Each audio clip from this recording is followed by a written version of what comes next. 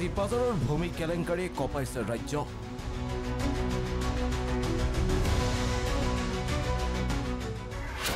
আঙুৰ খাইছে ইজনৰ পাছত সিজন জনপ্ৰতিনিধিৰ নাম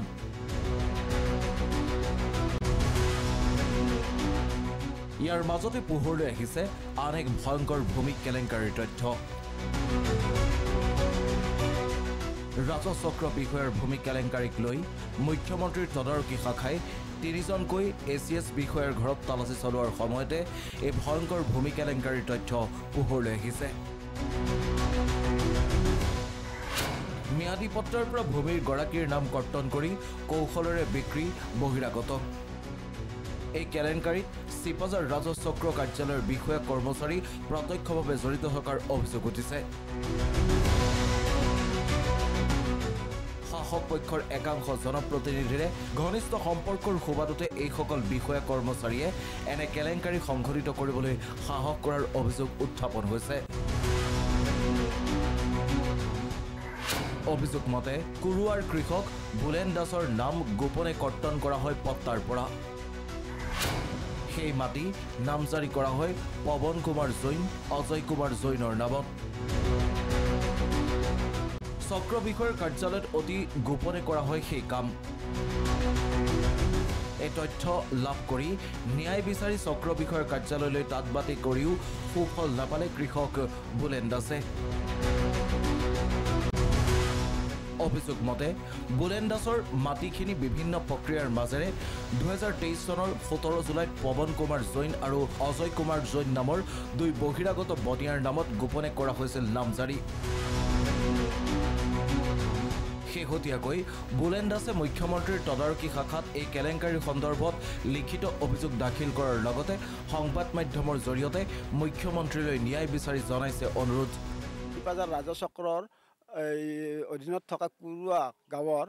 290-312 নামৰ পট্টাখনত ৰাজচক্ৰৰ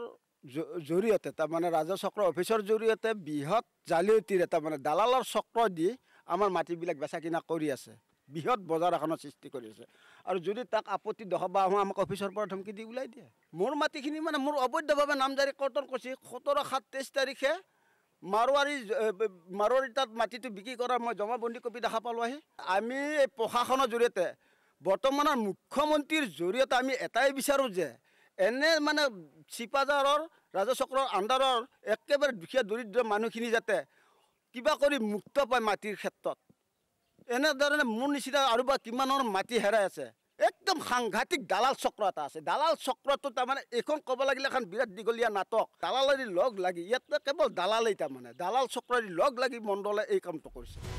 এই ঘটনাই এক শক্তিশালী চক্ৰৰ সহযোগত চিপাঝাৰ ৰাজচক্ৰ বিষয়াৰ কাৰ্যালয়ৰ একাংশ বিষয়া কৰ্মচাৰীয়ে ভূমি কেলেংকাৰী সংঘটিত কৰাৰ কথা পুনৰবাৰ প্ৰতিপাদন কৰিলে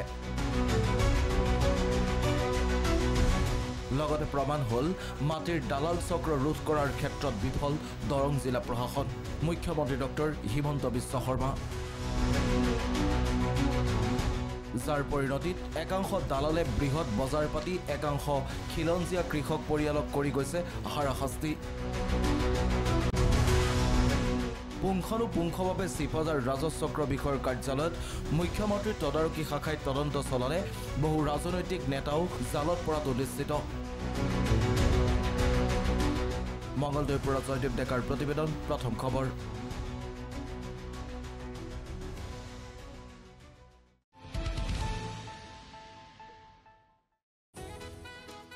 আপোনাৰ পছন্দৰ ঘৰ এটা বিচাৰি আপুনি হাবাথুৰি খাইছে নেকি আমি দিম এটা নিৰ্ভৰযোগ্য ঠিকনা সকলো সুবিধা সম্পন্ন আপোনাৰ সপোনৰ ঘৰ আজিয়ে যোগাযোগ কৰক গ্ৰীণটেক ৰেচিডেন্সিৰ সৈতে গ্ৰীণটেক ৰেচিডেন্সি এটা নতুন জীৱনৰ সঠিক আৰম্ভণি যোগাযোগ কৰক 9707512000 9707601200 ধাৰাপুৰ গুৱাহাটী